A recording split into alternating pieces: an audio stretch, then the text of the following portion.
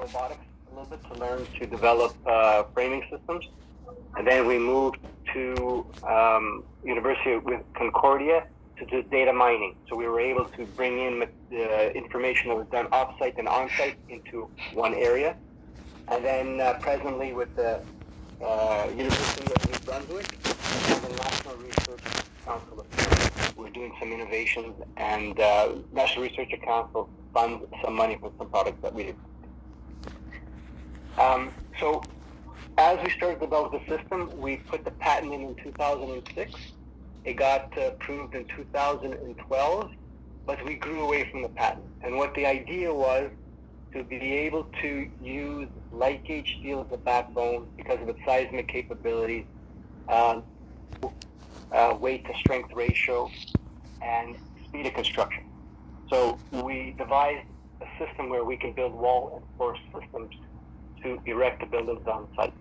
And since 2005, right up until 2014, we continued that system. We were building many buildings. And the video I'll show you is a particular area in downtown Edmonton where we did some of the buildings.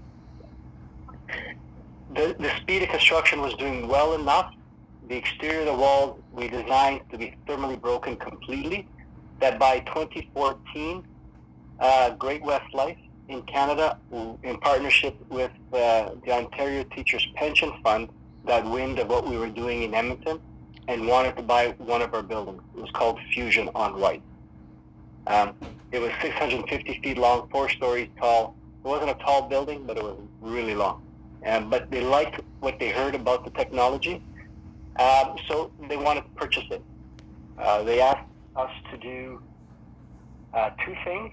We had to certify the building to have an actual sound rating done on site after the building was finished, and they wanted us to have some sort of a certification for energy rating.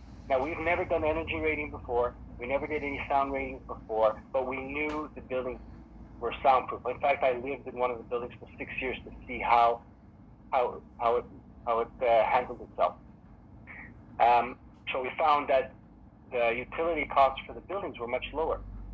We didn't intend to do it green or energy efficient. It was more because of the steel is like 400 times faster in transmitting heat or cold, and we wanted to prevent that. So we thermally broke the building. The other thing we did is we found a way to soundproof the building. So the Ontario Teachers Pension Fund hired consultants, engineers, architects, project managers to watch us build the building for 9 months.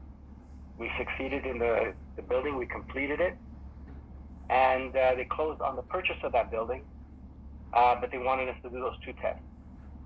The sound rating we got was better than concrete, and the building envelope engineering model for energy efficiencies, we got built green silver, which at the time was the 2nd highest.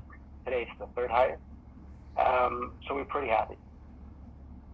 We started to improve the building technology. So I'll show you 2 videos of actually how it's an animated video of how the building process happened off-site. And then I'll show you the future of what we're hoping to do with the Fortis technology.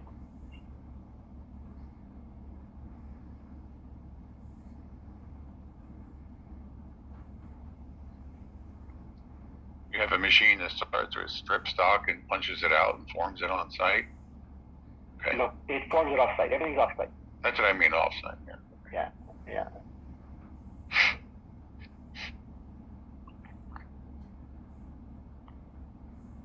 Okay, I need somebody to give me the power to take control. Ask Lori politely. Maybe Lori, she'll acquiesce to us all. Can you please help me out? Absolutely. Hold on just a moment here.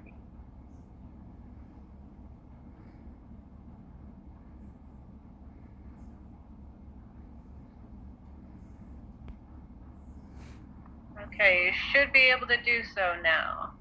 Yeah, we'll try. Thank you.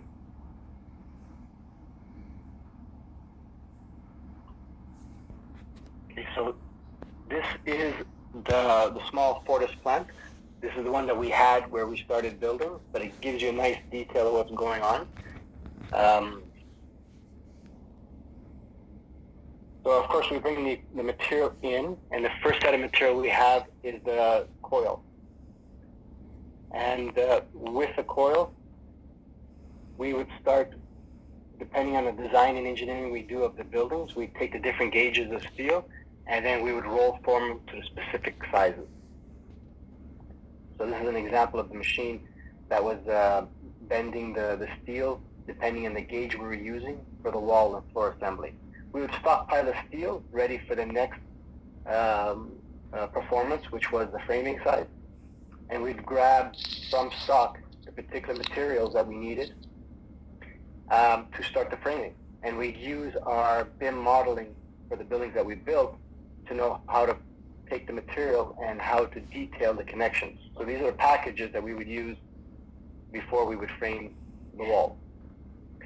We use this machine that was between 4 feet to 16 feet tall and 20 feet long, is where we would frame the walls and the floors. And we'd use a nailing, actually screwing details where we ended up using. We tried welding, that didn't work out. And we tried nailing, that didn't work out, so the screwing was the best. So we would flip the wall. If it was an interior wall, we would flip it and send it to site as is. And we generally be able to erect 3 suites a day, which is about 650 square feet each unit. Now, if we had to treat a wall where we had to do an exterior type wall, we would sheet it. We would put an air vapor barrier coating on it to seal it.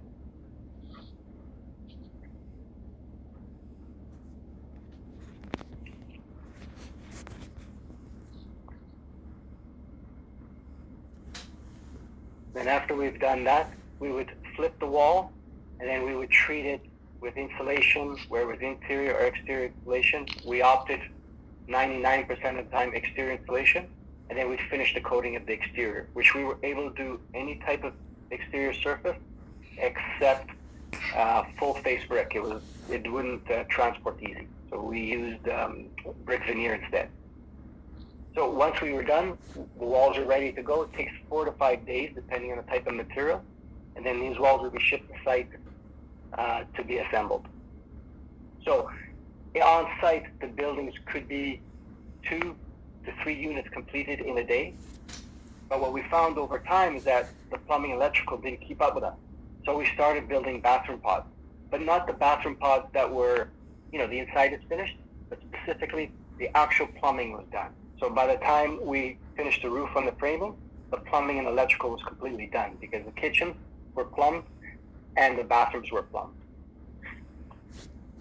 So because of this, we decided to design a new type of manufacturing facility where it's advanced. And this one here I'll do very little talking. Same idea, but mass production.